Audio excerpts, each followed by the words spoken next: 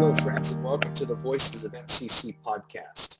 Our hope is that you will be encouraged in your faith as you hear how MCC beliefs and practices are fleshed out in the daily lives of the members of our fellowship and even those who have gone out from us. Happy today to have Kevin and Marie Dunford on the podcast, MCC Alumni. Welcome, Kevin and Marie. MCC, we miss you. Sure do. And I speak for the body. We miss you. So good to be able to connect with you here and catch folks up on your lives in West Bend, Wisconsin. We are now about 3 months into your ministry there. Is that right? 4 months. 4 months. Yeah, Yep. we're at 4 months from mid-December here to mid-April. And I thought this was an apt time to catch up here Holy Week when we're recording and get folks up to speed on life for the Dunfords. Let me begin, though, just Kevin and Marie. Brief introduction, your connection with MCC, and just briefly catching folks up who may not know you. Sure. Yeah. For those who don't know us, we're originally from Wisconsin, but in 2019, we moved down to Kansas City so that I could be a student at Midwestern Seminary. And while being a student, we joined the Master's Community Church, where we were there for 2.5 years. And yeah, just absolutely loved it. I did an internship at MCC. But yeah, we this last December, we moved back to Wisconsin as an opportunity arose for me to serve as a pastoral intern at First Baptist Church in a community just north of Milwaukee. Yeah, and I was a nurse while we were in Kansas City, and I was able to take some time off at the end of July when we had our baby girl, Charlotte. And then once we moved here, I've been able to stay home with her, and I'm currently just the homemaker and enjoying it and staying home with Charlie and just loving doing that. Just seeing you all here and catching up is a great blessing and fond memories of your 2.5 years here. It was interrupted some by COVID. So you all endured that in Kansas City and all the ups and downs. And Marie's job, being a nurse, that season, obviously dangerous. And we're so grateful for the Lord's kindness on you. And then baby Charlotte being born, so many blessings. And you were a part of the MCG that I led, the North Group, and then the Parkville Group. And you helped Pastor Alan Noble in leading that group.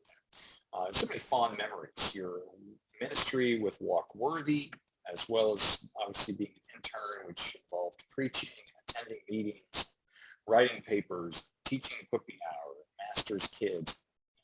Then this last summer, helping to coordinate Vacation Bible School with some friends from Green Bay who came down and helped with the VBS. Such a rich time of fellowship for our church and for us together. So you are missed. You miss MCC, but you are missed. Our alumni make an impact. You all did. It's tough to say goodbye. And you say goodbye not just to ministry partners, but friends. And that's what you all are. But I want to catch folks up on what has gone on since you left MCC in mid-December. So 4 months in now. You're at a pastoral internship there in West Bend, Wisconsin. Kevin, give us a brief overview of your job description, what you're doing there, and how things are going so far with those objectives. Yeah, it's a really neat internship. It's full-time, and so I'm making salary.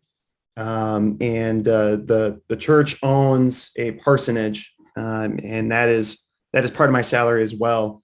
But I am doing the same duties as the other pastors of First Baptist. And what's really cool about this internship is that it entails a year where they are giving me the opportunity to experience everything that might fall under the realm of biblical shepherding.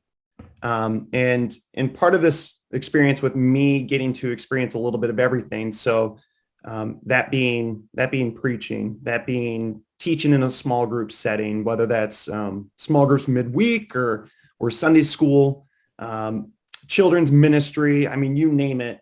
And part of the internship is really to be an evaluation to see how God has gifted me, how my gifts can best serve the church, whether that is here in West Bend or if that's elsewhere.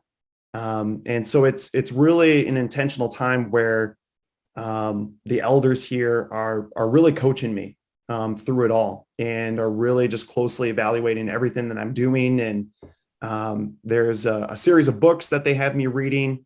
And I'm also still in school taking one class at a time through Midwestern. But yeah, in a nutshell, that's kind of my internship right now.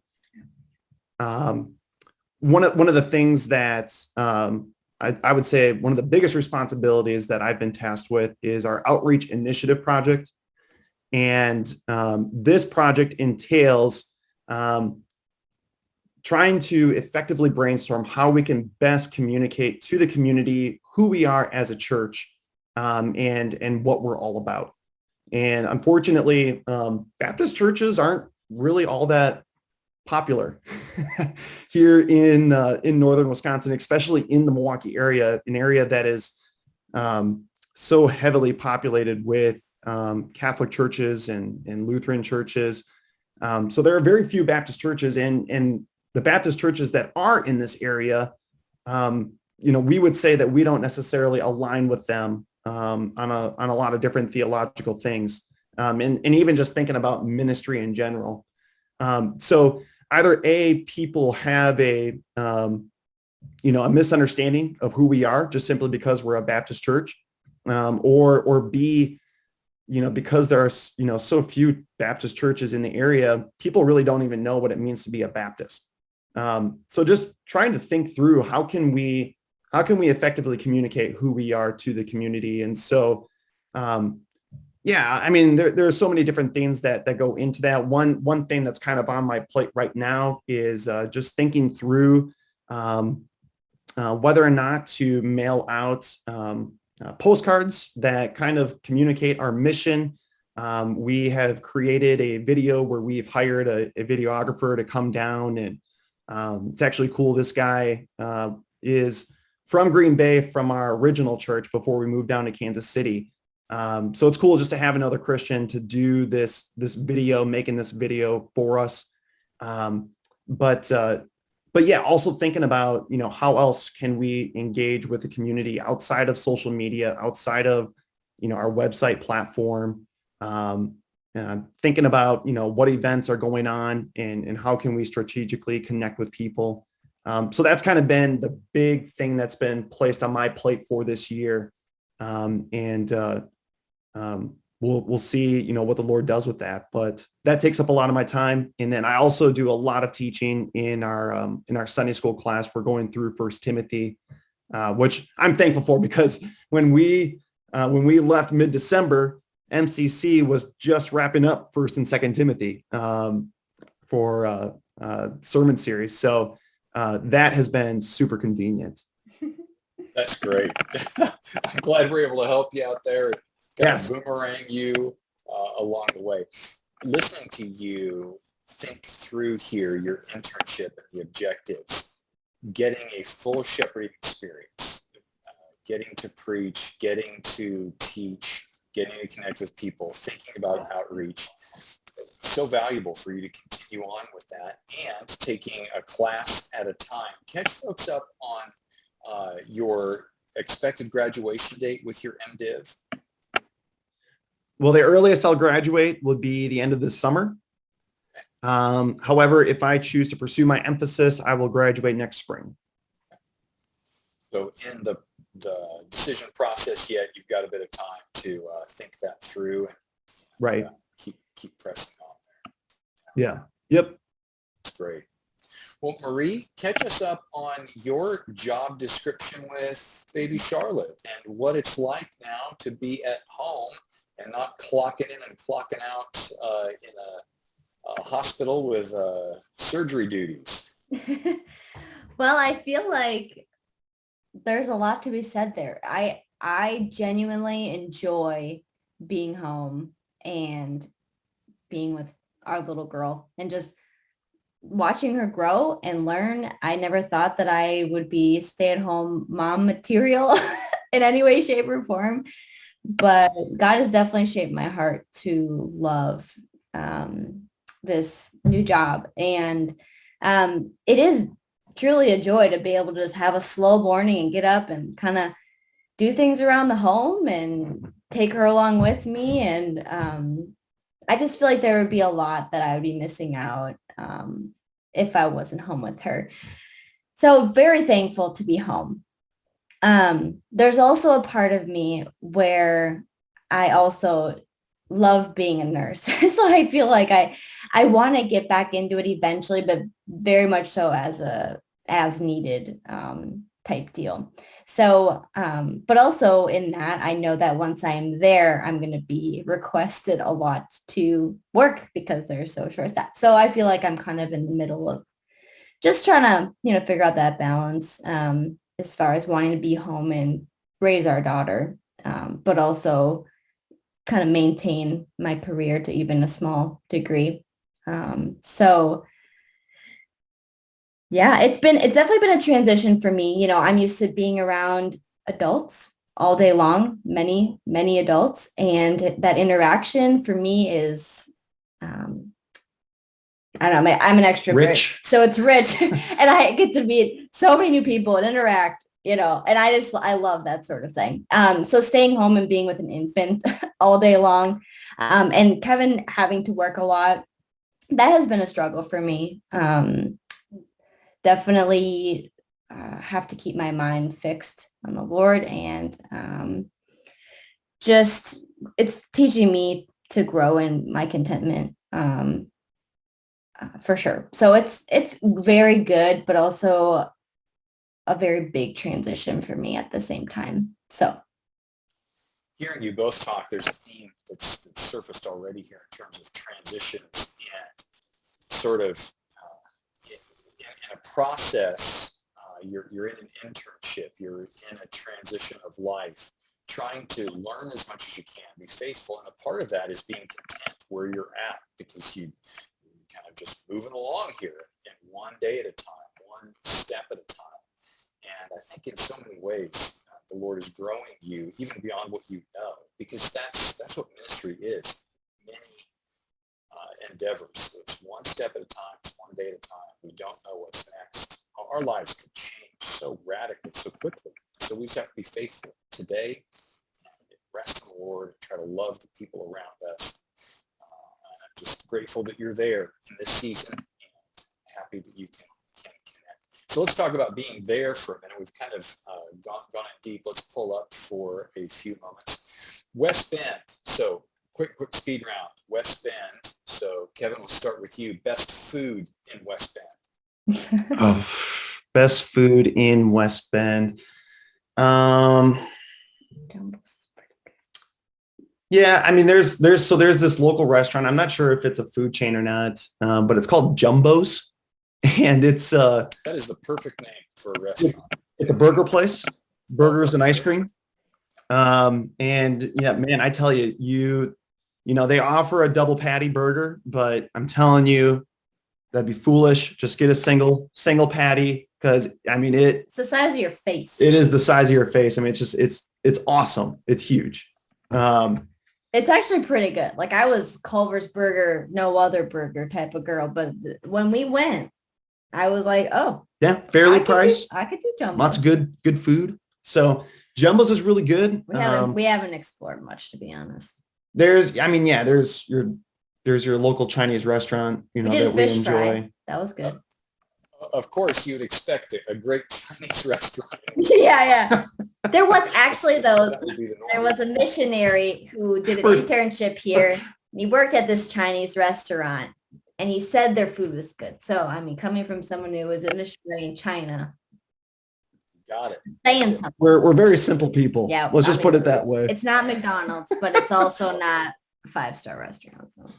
3 coldest temps that you experienced this winter. Oh my goodness. Like every day. No. It's never ending. I don't honestly know. It's kind of below 0. I mean, yeah, negative, but it's more so like it feels -20 type of thing today. -0 is a popular thing we see on the weather app. -0. Yeah, I don't know, but That's it. Just it definitely feels -0. So yeah. Spring is so unpredictable too, because you will get a few days where, I mean, it can get up to mid-60s, sun is out, but then you'll get like a week or two where, I mean, it's just rain or wind, and it's the wind chill that's the worst during this time. Damp and cold. But yeah, I don't know. What's it like over there? It's been cold at times, but overall a very mild winter. We did Okay. around 20 inches of snow total, which is pretty close to average. Had a few cold days, but on the whole, it was very seasonal. So, That's good. The upside though, we have a fireplace, and a real fireplace, like with real wood. So, well, yes, none of that. That is pretty sweet. Oh yeah, that's the heat that comes out of a wood burning stove or fireplace. It's just such a blessing. It is. Yeah. So Kevin, when you think about the first 4 months, give us in a snapshot ministry highlight for you. Ministry highlights. It has definitely been a learning experience. I would say I'm just very thankful that, when we got here, man,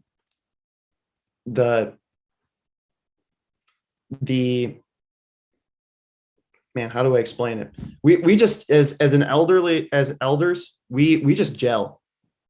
We gel together. Oh, yeah. It didn't, I mean, I knew Caleb and Luke prior to moving here, but I didn't know them necessarily personally. And that just took off right away.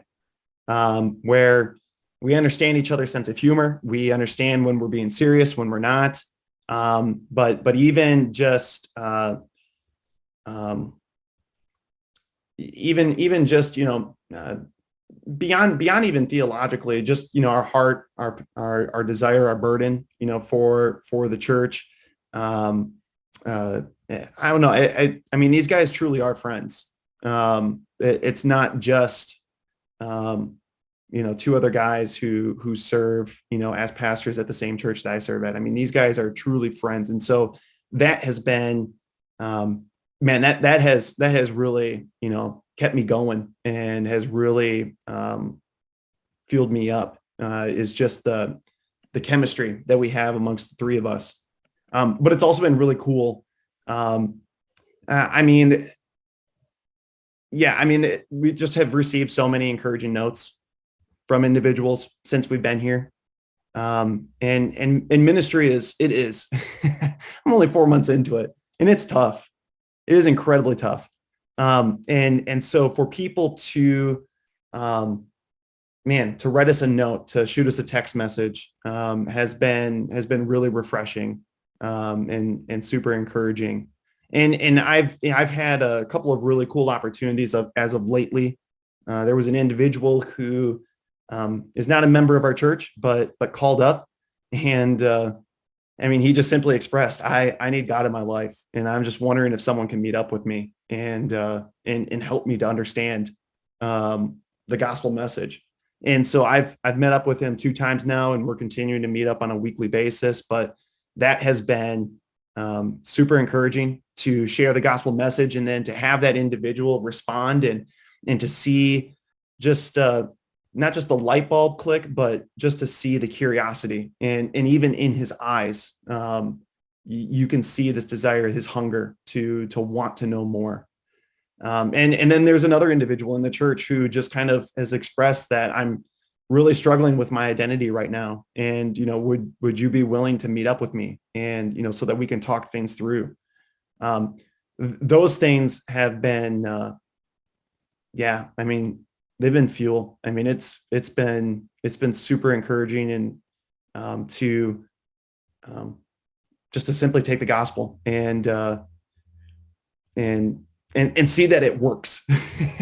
You know it works, but when you're in that moment where you're sitting across from an individual who has no hope, who doesn't know the gospel, and to give that to them, and to see them kind of click and see, oh man, yes, that has been a huge highlight for me. So those would be the things I would say that come off the top of my head these last 4 months. Such an encouragement to hear you say this, especially the idea of connectivity with other leaders. That is God's blessing, because that's not always the case. You've been with us at MCC and see that we have that, and just the richness of our meetings. And I'm so glad that you have that there, because if that doesn't exist, it is very difficult to do anything. I mean, it's difficult to go to work. It's difficult to lead a worship gathering together if there is conflict or a difference in philosophy, difference in goals. You have that, and enjoying friendship there. That's God's blessing on you all. I want to think for just a moment about ministry transitions. Let's say you are speaking to seminary students, Kevin, who are thinking about a job or a paid internship that you're in, what that would look like, taking that position and getting off on the right foot. Kevin, 2 or 3 ideas. Marie, then chime in 2 or 3 as well. Steps to success in a new ministry endeavor. Yeah, I mean, I don't think I'm a person to necessarily ask, because I'm very much learning as I'm going along. Yeah, I mean, I would say that one, before you even accept a ministry opportunity,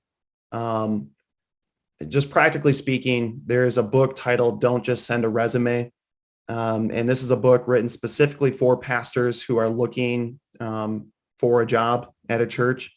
That book in particular just really helped me think through so many different things as far as I guess what types of questions I should ask, in the interviews, in the meetings. And that really gave us clarity when we made the decision to come out here. And it was so, just so encouraging and so fruitful. But since we've gotten here, one thing that I've kind of noticed that I learned from a podcast that I was listening to, and it just kind of clicked, like, oh yeah, I guess I do that.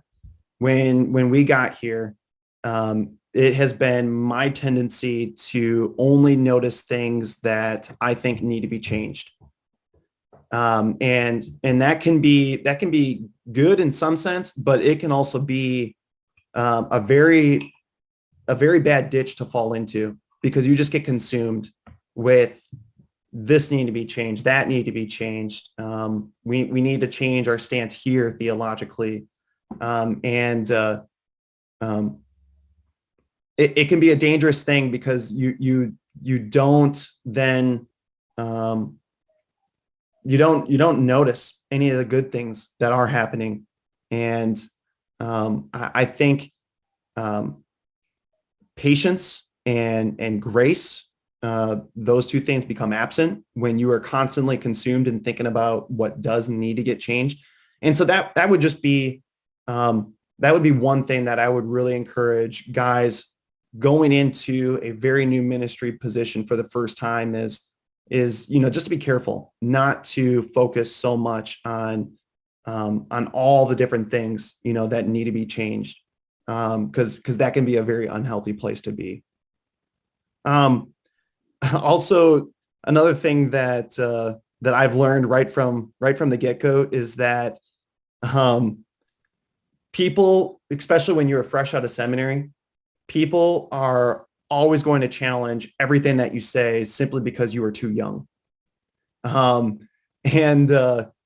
mean, I've had several experiences where it just kind of seemed like I've had to defend every statement, that I've made, whether it was in a classroom setting or whether it was just kind of in a get together for a cup of coffee.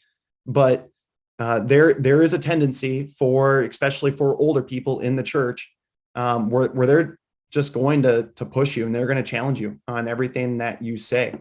And I was kind of expressing that to the other pastors in a meeting one time, and Luke, he just kind of made the comment. He's like, yeah, he's like, I've heard from someone else. He said, it seems like the pastor is always viewed as being too young, too young, too young. And then there's maybe one good year where you're just the right age, where, people will respect you, they'll listen to you, and then after that 1 year, you're now considered too old, too old, too old. And now we need young blood in the church. So that's definitely been something that, I've kind of had to come to grips with, and just learn how to be patient, how to be gracious, how to be humble, to not get defensive and to push back against those who are pushing back against me. So that's definitely been an experience, I would say, and something that I'm still adjusting and learning. And then, yeah, I would just say that prepare to get tired as a third thing. Seminary is definitely hard, especially when you're doing it full time. But and it's definitely a very busy season of life. But I would say that pastoral ministry is just as busy, even though it is a different type of busy. But it is a very challenging job, and there can be the tendency where you just constantly think about everything that needs to get done.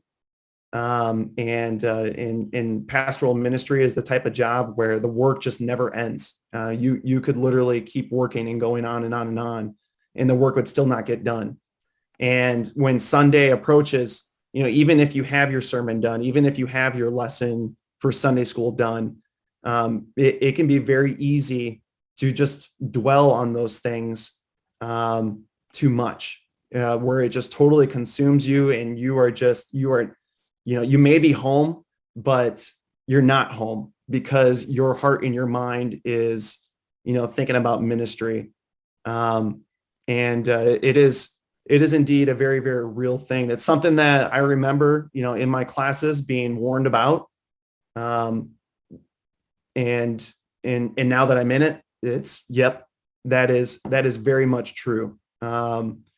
It is coming home and especially coming home to your wife, who is, craving adult interaction, and who also is tired, as well, from a full day of various responsibilities and taking care of an infant, and just the monotony of life for a stay-at-home mom.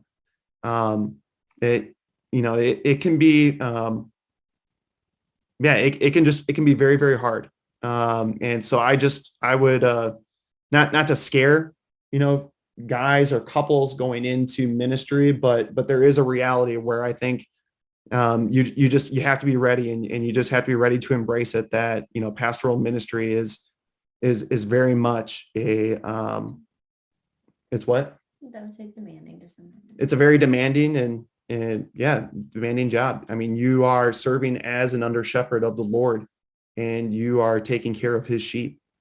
And people, including myself, we are needy. We are very needy people.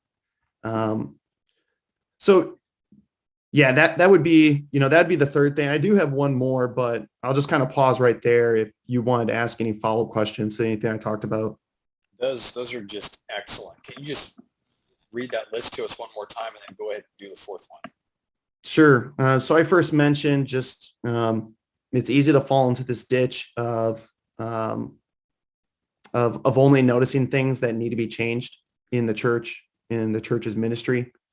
Second, people are going to view you as being too young And so therefore, they are not going to naturally respond to your leadership. There is quite often going to be a lot of pushback. Third, ministry is just hard and it's tiring. And so my fourth and final thing is, I have noticed, and I would say this is a highlight.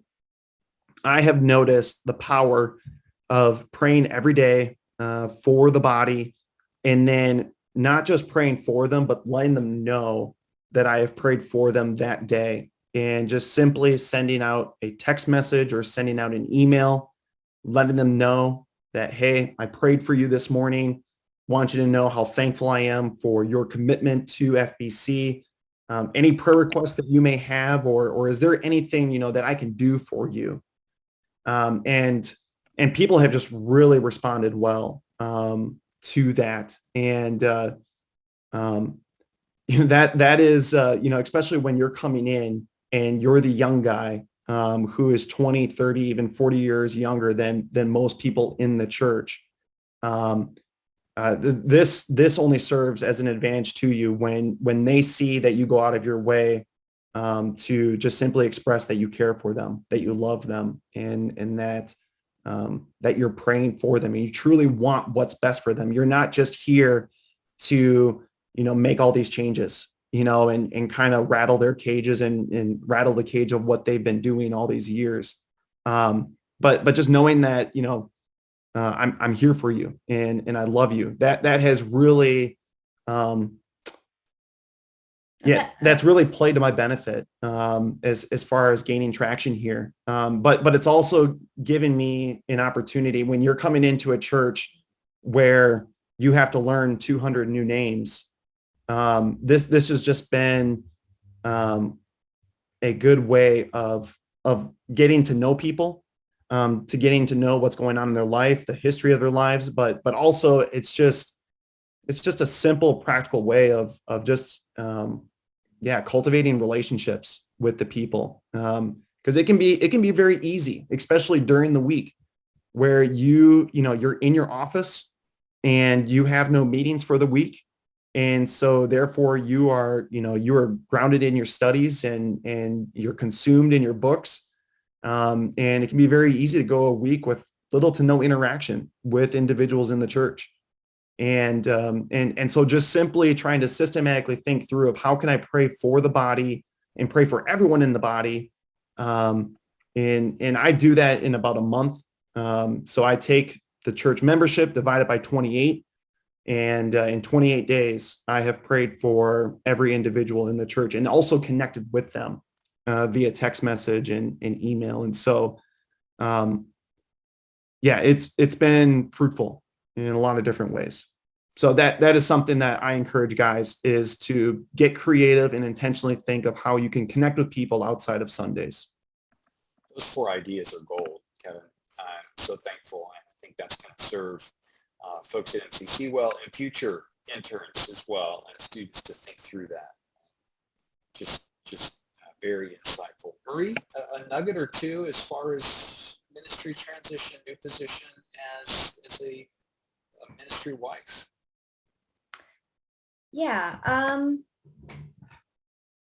I think one of the biggest things, one of the big advantages of being home, a stay-at-home mom, is the freedom to get plugged into just about anything that is available. And I would say that when you do transition to a new ministry,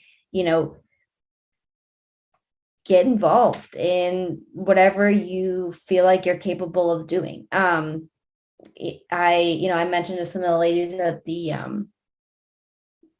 the retreat a month ago or so, Wednesday we have our small group. So we're getting plugged into a few families in the church on Wednesdays. And then Thursday morning, I'm involved in a ladies Bible study. We're going through a Jen Wilkins study through the book of Exodus, which has been great. And so for 2.5 hours, I'm with Charlie and I and a bunch of ladies who are like 50 to 90 years old. And even though they're not in our age group, it's wonderful. I love it. It's just sweet. And to see their care for us and the wisdom that they have to share. It's super sweet.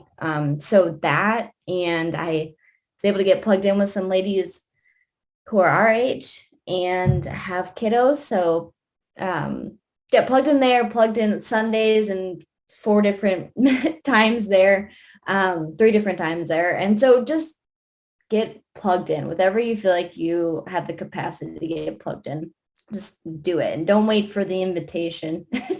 Seek it out yourself, and even get plugged in with other ladies. I've been able to meet up one-on-one with Luke's wife, and we've been having people over Thursday nights, haven't for the last couple of weeks, but just having families over, kind of a one-on-one has just been really sweet. So that's how I felt like I was able to build community, which for me is huge because I don't thrive alone. I really like to be around other people. But even just learning and growing from other women within the church has been really sweet and fruitful. So that has been definitely one of the highlights for me. I don't know. That's great. That's so helpful. I'll leave it at that. That's I would say that's one of the biggest things for me, is just getting plugged in. Yes, getting plugged in, connecting with various generations, just doing what you can where you're at. That helps. That helps, Kevin. That helps the church, because the church feels accepted. If the ministry wife gets involved, the church feels like you all accept them. Like, oh, they want to be a part of us. They accept us. Because it's both ways. It's you accepting them and them accepting you. The ministry wife has such a role to play. Well, this has been a rich conversation, Kevin and Marie. Your transparency here, the lessons that you have learned that you're passing on, this is going to be helpful for interns in the future and a great encouragement for MCC. We miss you. Talking here brings back so many memories, and I appreciate both of you. And I think about Kevin and Marie. I think here are 2 people who are filled with the Spirit, who are optimistic about all that God is doing, about his work in their lives, but you're also realists. You have your feet on the ground, but you're looking up. Some people have their head in the clouds, but their feet are not on the ground. They're optimistic, but they're not realists. Others are realists, but they don't really have faith. They're not optimistic and looking up. And you're both. It's a blessing to me. And we love you. Thanks, Pastor. We are excited for all that God has for you there. So, friends, it has been a rich conversation. I trust this has been as much of a blessing to you as it is to me. I do want to say thanks to Alex Volkman for producing these podcasts, and for Pastor Adam Anderson and Caleb Sheffield on the musical intros and conclusions. Kevin, Mary, great to be with you. Thank you. Until next time, friends, the Lord bless you.